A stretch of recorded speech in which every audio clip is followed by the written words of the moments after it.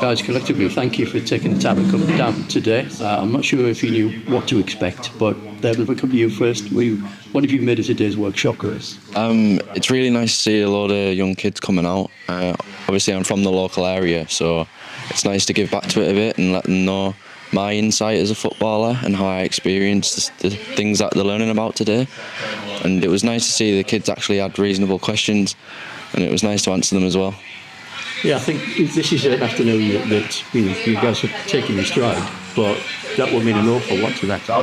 Yeah, it's nice to know that they actually do care and that I can play a little bit of part in that. Yeah, and George, come to you. I mean, you're talking about a group of youngsters who hopefully don't have to grow up in a society that would work with the assessments of progress. So the messages that you guys are giving out, really important. Yeah, I don't know what Evan said as well. Like as a kid, I never did anything like this, and for me, going through the academy, I did bits, but to start so young now with the kids today, I think our messages would have a massive effect on them and for the rest of their lives, to be honest. At least from your personal experience as well, because I think you in particular were asked if you'd experienced racism down that age.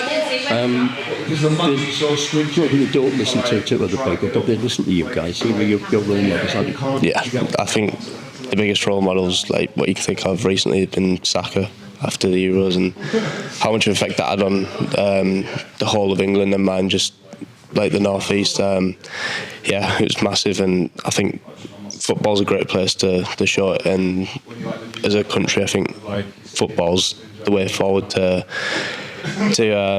improve racism and tackle it, to be honest.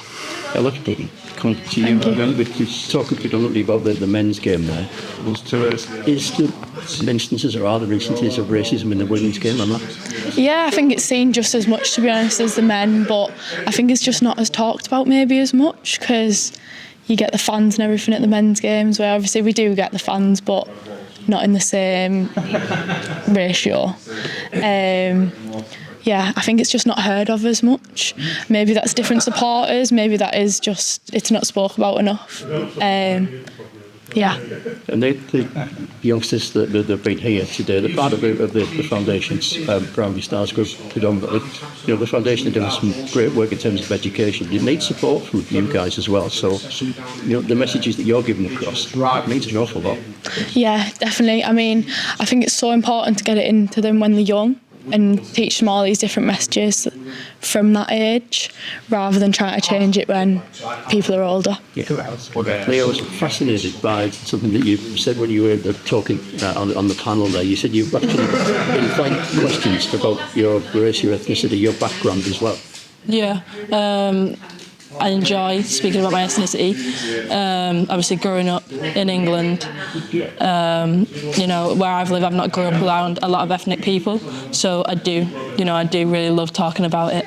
But yeah. The answers that you will give, does that surprise a few people then? I mean, because they you know, if they're asking you about it, they're asking you in a genuine way, at least you would hope to. Yeah. You go back into it, it's a matter of pride for you, isn't it? Yeah, of course. I think some people are shy about it and think, you know, they don't know what questions to ask and stuff like that. But again, like it's a pride thing from my dad's side, from my mum's side. Yeah. So all I can say, guys, is on the football front, very best of luck in the future. But again, thanks so much for taking the time today. Thank you. Cheers.